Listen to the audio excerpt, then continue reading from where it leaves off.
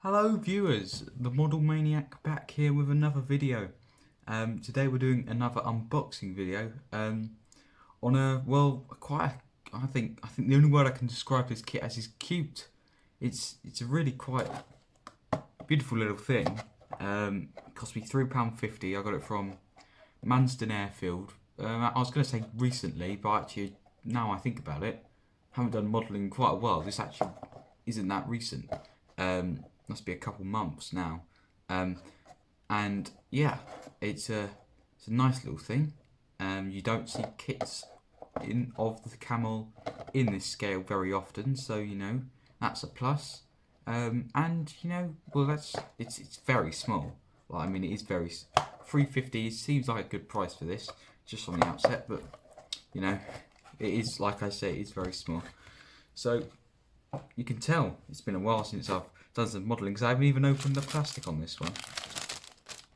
That is a bit of a strange one for me. Then we've got decals, instructions, stuff in Japanese. Right, we've got to look through this and find out, sort this out. Right, so I think I've got it all sorted out. This is it's just a piece of paper saying check the parts, I think. One-sided thing. If you read Japanese, or if you can read the English, whether it will focus or not, I don't know. But yeah, and this is the obligatory don't sort of sniff the glue piece of paper. These are the instructions. That was quite obvious. And so yeah, actually let's have a look through this, shall we? It's Academy, so it's not going to be particularly in depth. I wouldn't have thought. That's sort of the first sheet. You get a nice black and white pitch, and then this is the paint scheme. So what actual colours they are, you'd either have to know your Academy quite well, or just use the old box, and that wouldn't be too difficult. Or what I'm thinking is maybe perhaps I do something more interesting with the camo. Just change a few colours around, make it look a bit more interesting. On the back is the actual instructions of building the old thing. And yeah, so it's not very many parts, as you'll see in a second, and that's 5 steps. So what more do you need than that? You sort of start with the propeller, put the wheels, sort of the landing gear together, get the fuselage, then one wing, then the other wing, and you put it all together at the end. Simple thing. With how well it will go together though, of course, that's the thing, isn't it? We only know that when we've built the thing. Try to at least build it. Here are the decals. There's once again not many of those, but sort of what you expect, so I imagine. Let's get these out of here. They look decently well printed. It is hard to tell, but yeah, I don't think it's cartograph. I think this kit's probably a bit too old for that. But I don't expect cartograph in a kit, costing £3.50. Like that's sort of what you expect. But these don't look bad. And yeah, you got the stripes at the front there, you got your roundels. What more can you expect, really? It's a World War I biplane. Now let's get these parts open. Got to get my blade. Ka-ching. Let's just go along there. Alright, I don't think I've done that the best. Nope. Of course. Only in the finest quality packaging on this channel. There we are. Just about get it out. Right. Where do we start? Okay. This is one of the 2 sprues, as you probably just saw. And yeah, you sort of get the gist of the parts on there. It looks decent. And I don't even know if we're focusing. Well, I want to sort of, please focus. Whether this is in focus or not, I can't tell you. Maybe if I bring the box behind it. No, just want to focus on that. Well, there's parts, and I'll tell you what, the detail isn't particularly great. It's there. You won't see it though because we're not focusing. That is annoying.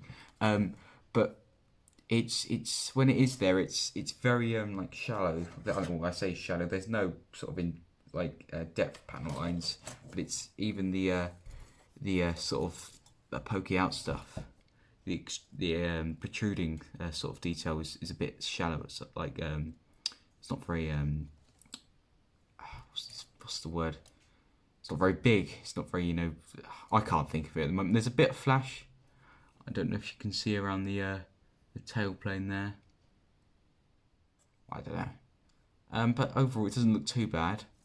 And I can't stress that, this sort of a kit for $350. I'm not expecting it to be Tamiya or like sort of high quality sort of fabricated sort of stuff.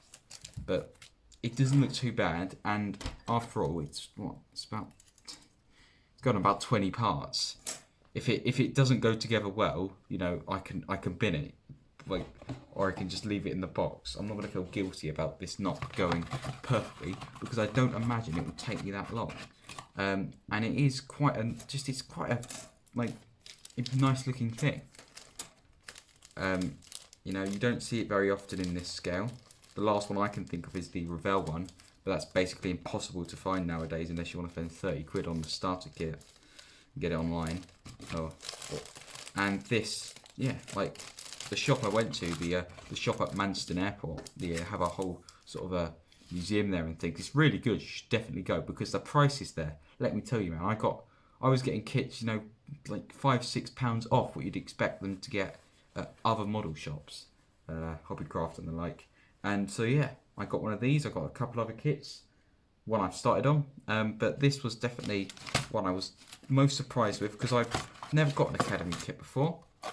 Let's make sure we put the Mambo Jumbo back in, but I'm quite excited about this one. I will say that much. It does. I don't know what to say. It's 14 plus. That's fair enough because you know what you're doing when you're building a kit. Just don't sniff the glue.